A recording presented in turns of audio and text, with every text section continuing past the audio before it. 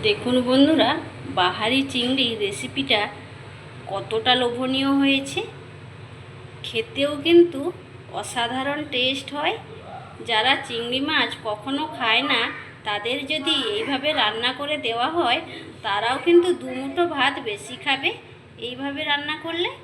দেখুন কত সুন্দর হয়েছে। নমস্কার বন্ধুরা, সুমিত্রা কিচেন অ্যান্ড ব্লগে সবাইকে স্বাগত জানিয়ে আজকে আমি আপনাদের সঙ্গে চিংড়ি মাছের একটা রেসিপি শেয়ার করব। তো আজকে আমি বানিয়ে দেখাবো বাহারি চিংড়ি। তো আপনারা সঙ্গে থাকুন, আমি কিভাবে তৈরি করি প্রথম থেকে শেষ পর্যন্ত দেখতে থাকুন, আশা করছি ভালো লাগবে। তো চলুন এবার শুরু করা যাক। বাহারি চিংড়ি তৈরি করার জন্য আমি এখানে 750 গ্রাম চিংড়ি মাছ নিয়েছি। চিংড়ি মাছগুলোকে ভালো করে পরিষ্কার করে খোসা ছাড়িয়ে নিয়েছি। আর চিংড়ি মাছের মাথাটা কিন্তু আমি বাদ দিয়ে দিয়েছি। ভালো করে ছাড়িয়ে পরিষ্কার করে ধুয়ে নিয়ে আমি লবণ আর হলুদ মাখিয়ে নিয়েছি। এর মধ্যে কিছু মশলা মাখিয়ে নেব।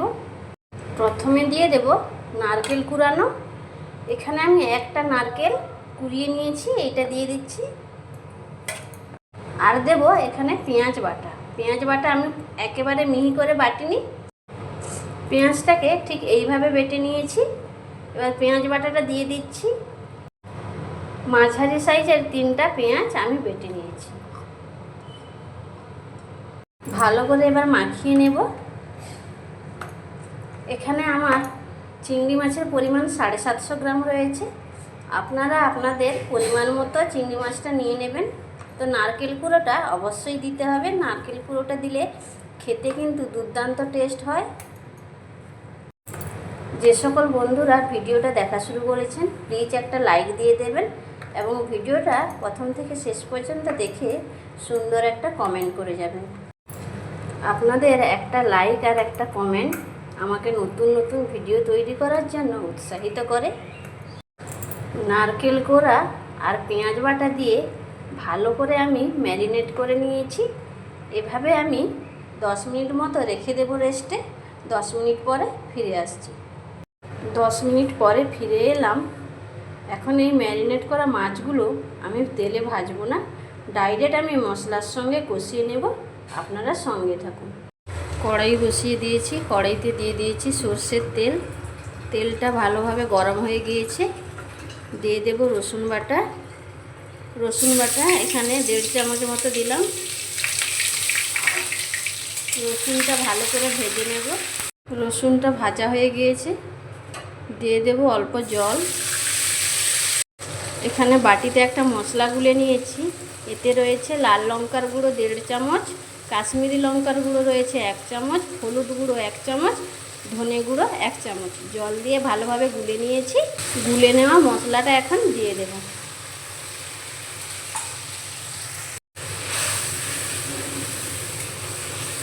প্রায় 3 মিনিট মতো মশলাটা আমি কষিয়ে নিয়েছি।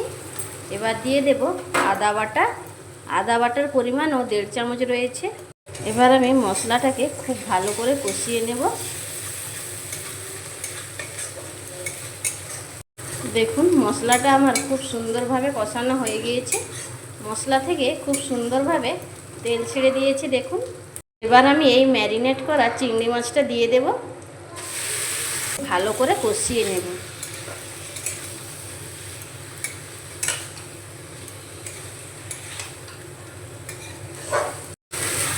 ভালো করে কষিয়ে নিতে হবে।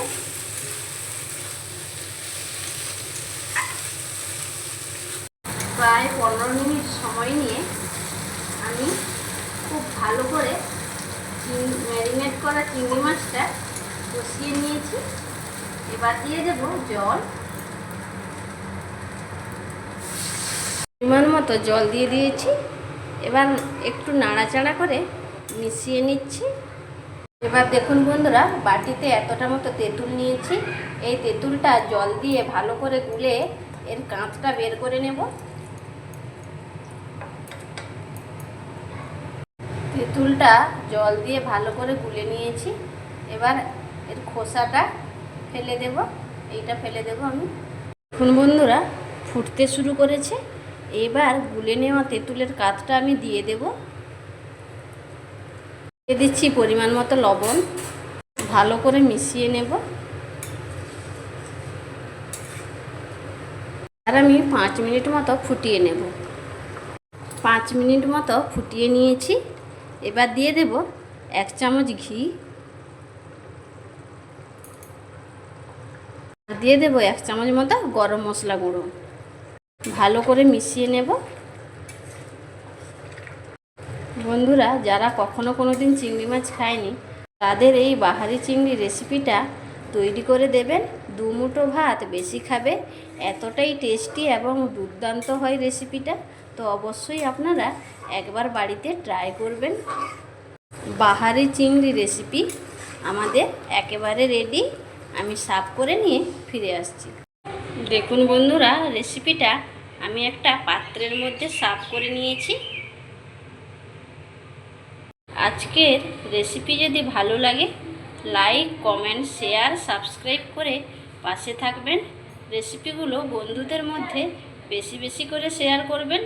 নিত্য নতুন রেসিপি পেতে অবশ্যই চ্যানেলটিকে সাবস্ক্রাইব করে পাশে থাকার অনুরোধ রইল। অন্যদিন অন্য কোনো রেসিপি নিয়ে আবারও হাজির হব। সবাই সুস্থ থাকুন, ভালো থাকুন।